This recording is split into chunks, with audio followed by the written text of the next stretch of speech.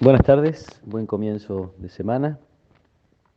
Hacemos nuestro ratito de oración leyendo pasaje del Evangelio según San Juan. Estamos todavía en el contexto de la última cena, en el capítulo 15.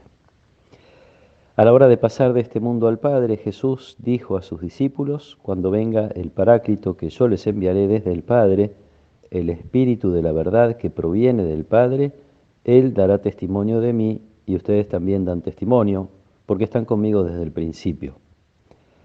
Les he dicho esto para que no se escandalicen, serán echados de las sinagogas, más aún llegará la hora en que los mismos que les den muerte pensarán que tributan culto a Dios. Y los tratarán así porque no han conocido ni al Padre ni a mí. Les he advertido esto para que, cuando llegue esa hora, recuerden que ya lo había dicho. No les dije estas cosas desde el principio porque yo estaba con ustedes. Palabra del Señor.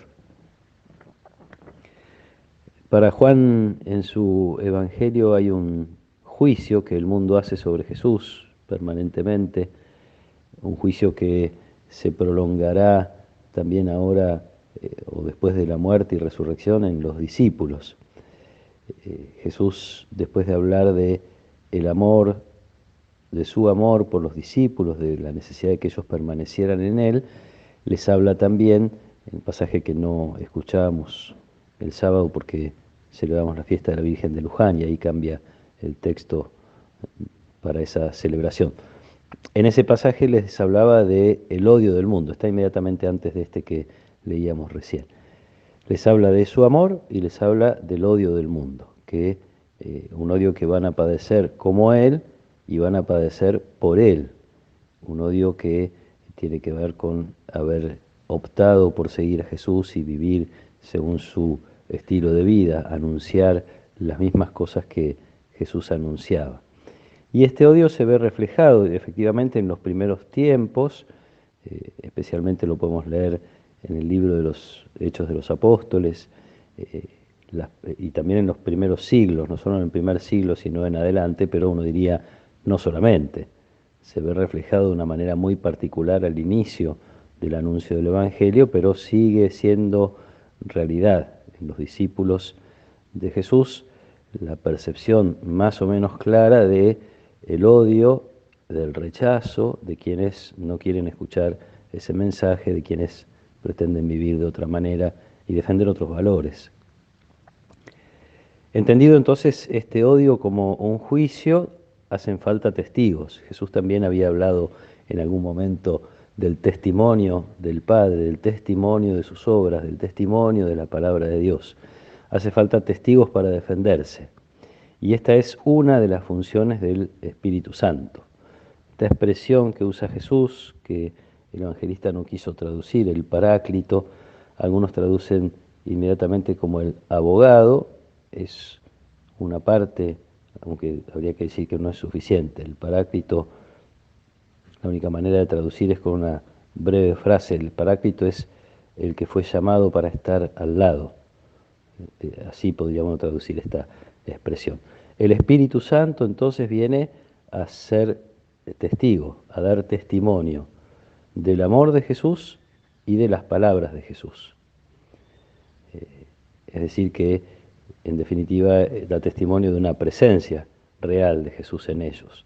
Para los discípulos y para nosotros, la presencia de Jesús no tiene que ver con un buen recuerdo que podamos tener de las cosas que Él hizo y dijo, como uno puede recordar a una persona amada, fallecida. No tiene que ver con eso, tampoco tiene que ver con recordar a lo mejor sus palabras como si fueran un lindo testamento, o al menos un testamento interesante para reflexionar y para la vida. Jesús sigue vivo en ellos, sigue vivo en nosotros, gracias a la presencia del Espíritu Santo. El Espíritu Santo, por decir así, lo mantiene vivo dentro de cada uno de nosotros. ¿Qué quiere decir? Y nos hace fuertes frente a aquello que quiera apartarnos de Jesús, aquello que quiera de algún modo hacerlo morir o que no tenga demasiada incidencia en nuestra vida, olvidarlo, tenerlo como relegado, aunque sea por momentos. El Espíritu Santo está allí haciéndonos ver que Jesús está vivo en el corazón de cada uno de nosotros y permitiéndonos vivir esa vida que el mismo Padre a través del Espíritu derrama en nosotros. Pero también el Espíritu Santo hizo a los discípulos capaces y nos hace a nosotros capaces de dar testimonio, de ser también testigos. Es decir, que la vida del cristiano, la vida que vivimos en Jesús, se manifiesta, se expresa, se ve en nuestras actitudes, en nuestras decisiones, en nuestras palabras, en lo que hacemos y dejamos de hacer, en lo que decimos y dejamos de decir.